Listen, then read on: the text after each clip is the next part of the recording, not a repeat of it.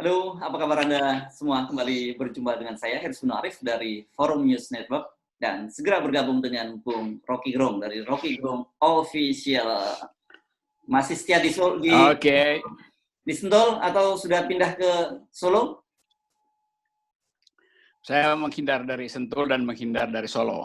Oke. Karena itu persaingan to be or not to be, atau yang menang Sentul atau yang menang Solo. Kita nonton dulu. Ya. Kenapa berita Antara Sultan Solo dan Sultan Sentul itu maksudnya. oke. Ya, kenapa berita soal Gibran ini kemudian menjadi trending topik yang luar biasa ramai dan bahkan mengalahkan peristiwa-peristiwa besar seperti kasusnya Joko Chandra. Apa yang salah sebenarnya orang kemudian menyoroti apa yang disebut sebagai nepotisme? Menarik.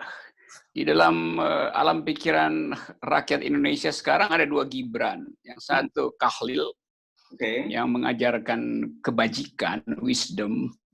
Yang lain adalah yang bukan Khalil itu. Iya. Jadi saya nggak tahu siapa. Ya, puisinya Khalil Gibran tentang anak-anakmu adalah bukan anakmu itu ya, berarti ya sebenarnya. Iya. Oke. Khalil yang Gibran yang Khalil itu jadi idola peradaban karena dia memperlihatkan fasilitas batin dia yang luas sehingga semua orang sampai sekarang masih ingat puisi itu. Anakmu bukan anakmu, dia adalah putra-putri, dia adalah putra atau putri kehidupan, sebagai anak panah yang melesat dan seterusnya. Semua orang hafal itu. Saya nggak tahu Gibran yang tidak Khalil yang hari ini dipercakapkan orang, apakah ayahnya juga memaksudkan dia sebagai anak panah kehidupan atau anak panah kekuasaan? Itu opini publik sekarang berlangsung dalam wilayah itu. Kalau di anak panah kehidupan, maka ada wisdom, yaitu sang ayah pasti mengarahkan anak panahnya, kendati bukan berasal dari, bukan keinginan dia, tapi dia menjadi busur supaya anak panahnya menjadi contoh di masa depan, menjadi contoh dari berhentinya nepotisme. Tapi justru sang ayah menjadikan anak panahnya itu contoh paling buruk dari nepotisme itu. Karena kalau kita sebut nepotisme itu dari kata nephew, artinya ponakan yang jadi. Ini bukan lagi ponakannya, ini anaknya tuh. Jadi bukan nephew lagi, ini udah sonisme itu, putraisme, dan itu yang bagian paling buruk dari demokrasi. Tentu orang bisa bilang, ya itu otonom untuk mencalonkan tidak mencalonkan. Dia menjadi otonom kalau tidak di dalam sphere of influence dari ayahnya yang adalah presiden. Kan problem kita, sphere of influence presiden akan bekerja mendahului netralitas pilkada. Karena langsung terkait, busur dan anak panah itu menyatu itu soalnya. Lain kalau busurnya itu ditarik oleh orang lain, atau busurnya sama tapi anak panahnya orang lain. Karena ini busur dan anak panahnya sama. Jadi ini super nepotisme sebetulnya. Ya. Apalagi masih menjabat. Kalau lihat nama Gibran ini kan pasti bukan nama-nama lokal ya, apalagi nama Solo, bukan nama Indonesia. Saya sih menduga berarti sebenarnya Pak Jokowi dulu diam-diam ketika memberi nama ini terinspirasi oleh itu ya. Tapi kita nggak tahu apakah puisi itu yang kemudian dipedomani oleh Pak Jokowi atau ada puisi yang lain. Gitu. Mudah-mudahan puisi itu yang terinspirasi. Tapi biasanya inspirasi orang itu ketika dia akalnya masih sehat gitu. Nah kalau akalnya memburuk, justru inspirasinya justru berubah itu kan. Jadi yang dimaksudkan dulu sebagai putra kehidupan yang melesat sebagai anak panah, sekarang satu waktu anak panah itu akan melesat berbalik ke si pembidik. Karena ada tameng emak-emak, ada tameng akal sehat, ada tameng oposisi, ada tameng integritas yang membalikkan anak panah itu sehingga menuju pada si pemanah akhirnya kan. Nah, itu yang sedang terjadi sekarang, yaitu semua orang akhirnya bicara tentang tindakan yang paling tidak etis dari Presiden Jokowi selama dia memerintah. Ada banyak tindakan yang buruk, tapi yang ini orang hitung secara etis. Bahkan Joko Chandra dianggap dia udah biasa lah korupsi segala macam, nyogok kiri nyogok kanan. Publik akhirnya kasih fokus pada soal etika ini, etika politik, yaitu presiden dalam masa jabatannya menyogok pesaing anaknya supaya tidak maju, dipanggil ke istana atas dasar kekuasaan. Dan itu yang jadi ingatan utama akal sehat publik hari ini. Jadi orang nggak berhitung lagi macam-macam, orang anggap inilah maksim dari bukan sekedar arogansi, tapi dari kebusukan politik, maksim dari kebusukan politik, ultimum dari kebusukan politik. Dulu kita tahu Presiden Soeharto angkat Mbak Tutut jadi Menteri Sosial. Kita protes semua pada waktu itu. Tapi akhirnya kita mengerti karena sistemnya otoriter gitu kan. Jadi tidak ada yang memberi peringatan pada Presiden Soeharto atau takut memberi peringatan. Tetapi dalam kasus Jokowi dan anaknya, peringatan itu justru diberikan oleh Jokowi sendiri di awal-awal kepemimpinan supaya tidak ada nepotisme. Saya tidak akan mendorong anak-anak saya jadi politisi segala mengikuti jejak saya ketika saya sedang berkuasa. Kan justru di situ konyolnya kan. Pak Harto jelas lebih fair kita nilai. Karena beliau menguasai infrastruktur politik, tidak ada oposisi, maka dia memutuskan Mbak Tutut jadi. Dan publik masih catat ingatan itu. Jadi kalau kita bikin bandingan antara Pak Harto dan Jokowi sekarang, ya lebih otoriter Jokowi akhirnya. Karena dalam sistem demokrasi, terang benderang, dia masih bermain di air keruh gitu. Dan dia masih mencari keuntungan dari jabatan politik yang dia punya sekarang.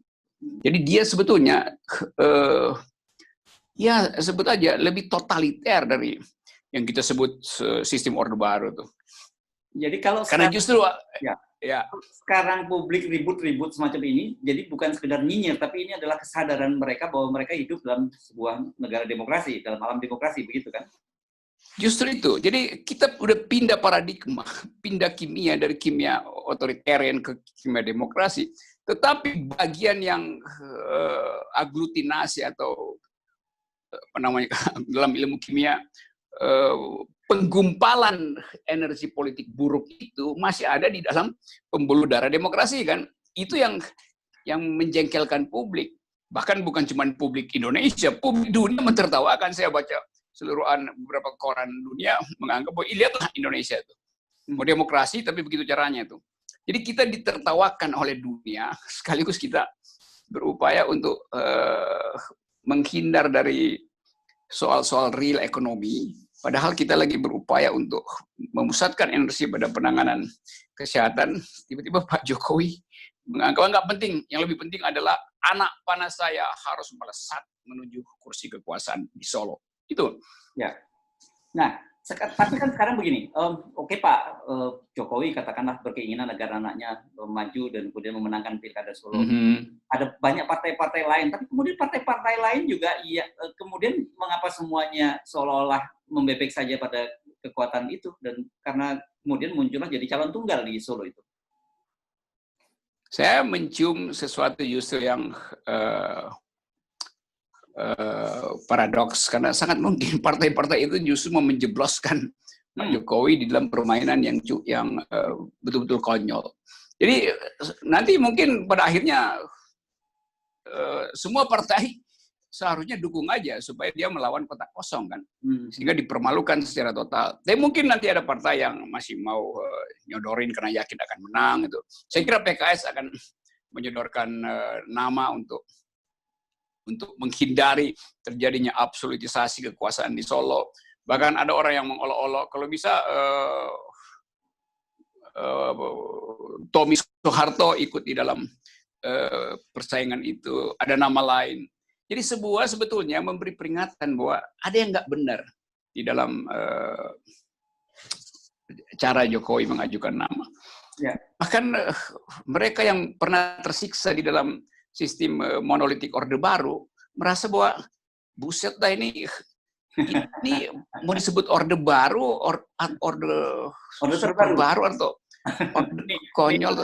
Kalau ya ada nyebutnya kan kalau ya Akademi Australia menyebutnya new order gitu. Jadi apa orde baru-baru.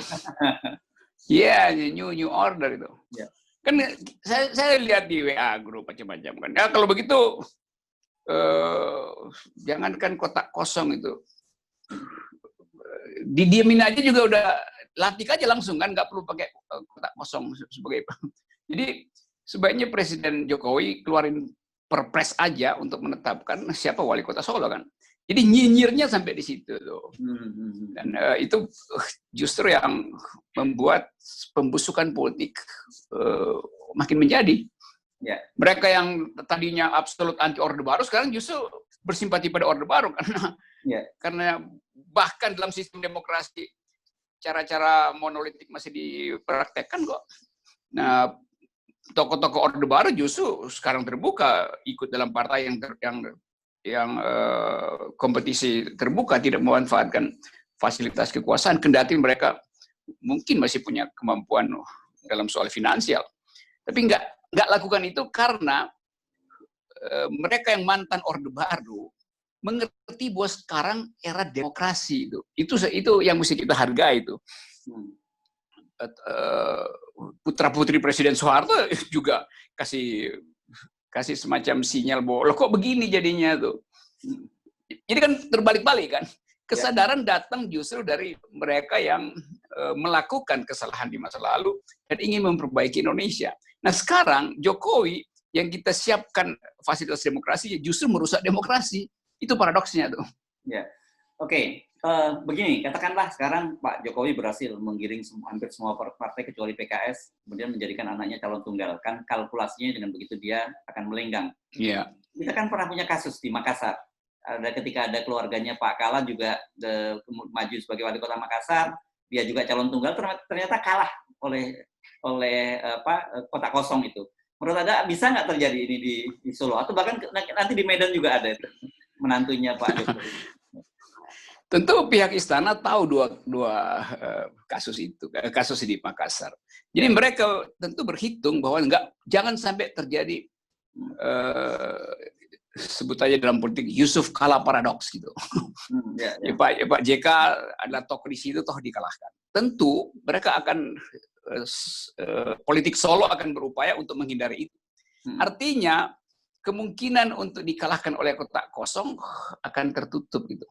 Jadi akan dicari cara supaya kotak kosong juga dikalahkan gitu. Jadi sekarang iya kalau kotak kosong yang kalah di Solo, yang menang apa? Kotak kosong. Jadi otak kosong versus kotak kosong gitu kan. Jadi segitu nyinyirnya kan. Percakapan politik hari ini kan. Karena begitu kekuasaan dimaksimalkan ya Pak Yusuf Kala ya mungkin hanya karena pengaruh kultural di dalam masyarakat ujung pandang. Tapi Pak Jokowi ini presiden punya kemampuan untuk mengeluarkan sumber dana, sumber daya, aktivitas intelijen segala macam itu untuk memenangkan putranya tuh. Jadi benar-benar catatan kalau ada lembar hitam dalam sejarah demokrasi ini adalah hitam dua sisi. Biasanya hitam cuma satu sisi ya, sebelahnya ada putih jadi hitam putih dua sisi. Sekarang hitam tuh. Lain kalau misalnya, oh ya, nggak ada soal Joko Chandra, nggak ada soal COVID segala macam, karena itu ya Presiden sedikit menghibur publik, oh ya ini juga sekedar untuk meramaikan politik, maka silakanlah si Gibran maju, toh dia nggak akan terpilih. Tapi ini kan serius dikerjakan kan? Ya. Penantangnya dipanggil ke istana. Kalau orang dipanggil ke istana, apa akibatnya tuh? Atau disuruh maju atau disuruh mundur kan, cuma itu pilihannya, ya pasti disuruh mundur. Dan ada barter kan, meskipun dibantah tapi sudah muncul ke publik ada barter-barter, ada semacam tawaran-tawaran gitu. Ya itu yang saya mengerti bahwa calonnya Pak Syaba Purnomo itu sebagai wakil wali kota terpaksa dia mesti buka ke publik bahwa ada barter tuh. Dan orang yang mengatakan ada barter itu sebetulnya hatinya tergores berat. Karena dia mesti katakan, saya mau disogok. Sebetulnya itu kan, kalau mau dibikin, kalau koran-koran Eropa atau Amerika itu pasti judulnya udah penyogok ada di depan mata saya. Kira-kira begitu judulnya kan. Dalam kurung itu, cuman koran kita masih sopan-sopan. Oke. Nah, kalau begitu sebenarnya apakah dengan begitu anak seorang pejabat atau katakanlah kepala negara, itu otomatis dia harus tidak boleh mencalonkan diri sebagai pejabat publik apapun. Etikanya bagaimana itu seperti itu? Secara hukum nggak ada soal, tidak dilarang. Tetapi di atas hukum politik ada moral politik. Kan itu yang dipertahankan oleh orang beradab kan. Ya bisa aja segala macam. Tetapi akal sehat publik mengatakan bila itu ada kaitan nepotisme, maka sumber kekuasaan akan mengikuti jalur nepotisme, bukan jalur meritokrasi. Kan itu poinnya. Ya, dulu juga Ilham Habibie begitu. Pak Habibie bersikeras bahwa dia pintar. Ya memang itu soalnya ya memang pintar. Tetapi publik punya daya tapis yang lain yang tidak ada di dalam hukum tata negara tuh. Itu namanya hukum tata moral, bukan hukum tata negara. Bahwa tunggu aja setelah Pak Jokowi selesai, silakan maju. Kan itu intinya kan. Karena urgensinya apa juga urgensinya tuh. Suruh aja magang atau ya saudara Gibran, Pak Jokowi jadi wakil saya supaya dia belajar dulu dari kakak-kakaknya, dari seniornya, supaya dia bisa memimpin dulu PDIP di tingkat kota segala macam. Jadi ada pelajaran politik yang ditinggalkan tuh. Baru kita kasih penghargaan pada Presiden Jokowi sebagai ayahnya tuh. Tapi kalau sekarang itu kayak bypass, lompatin pagar etika diterobos. Jadi kalau dia misalnya mencalonkan diri sebagai wali kota di Oslo, gitu, Norwegia, itu nggak ada persoalan gitu ya, Bung Rocky? Nggak ada persoalan karena ada persoalan juga kalau dia itu adalah anak dari Perdana Menteri Norwegia atau anak dari bekas wali kota Oslo. Tapi itu biasa aja kan. Ya, dalam sejarah Eropa itu raja pasti akan protek anaknya.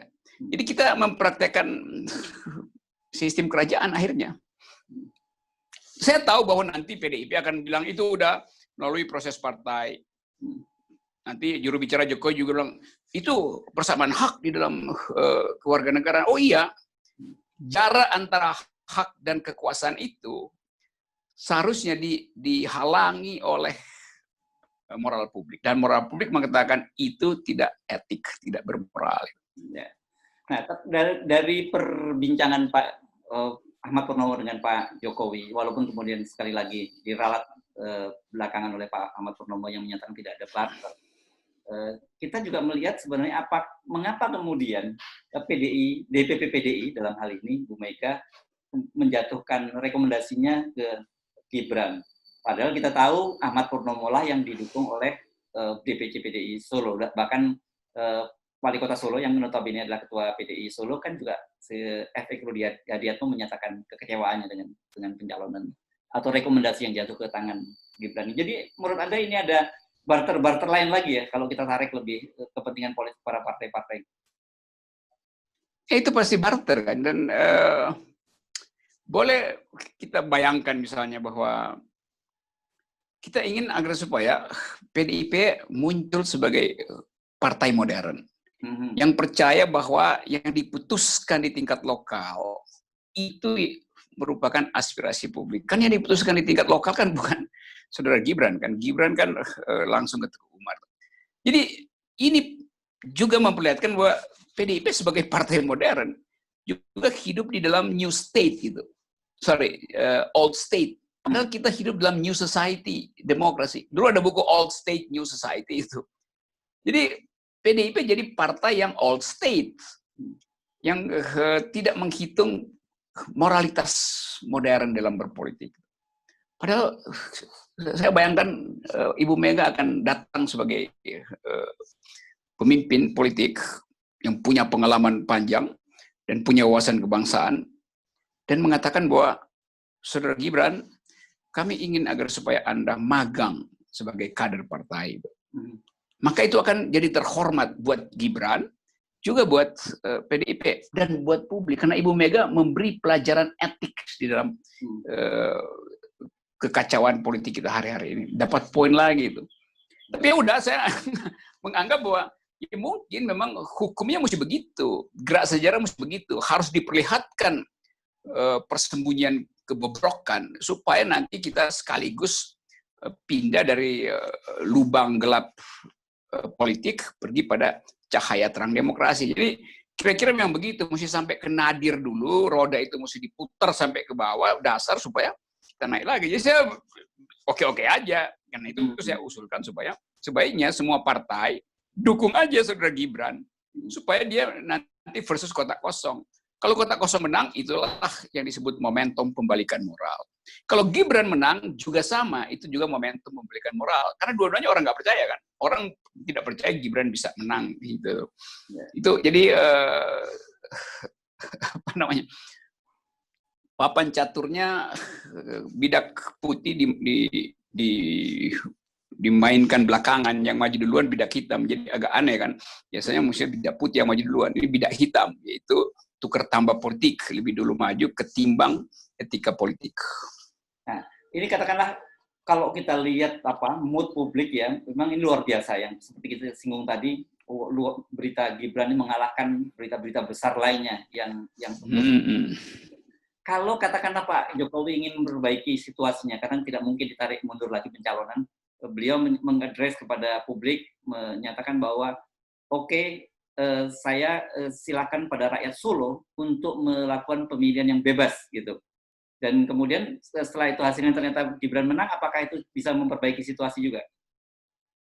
Tidak akan memperbaiki. Satu-satunya cara memperbaiki situasi, Pak Presiden Jokowi undang lagi Pak Purnomo, lalu datang dengan konferensi pers minta maaf bahwa telah terjadi bribery atau penyogokan politik.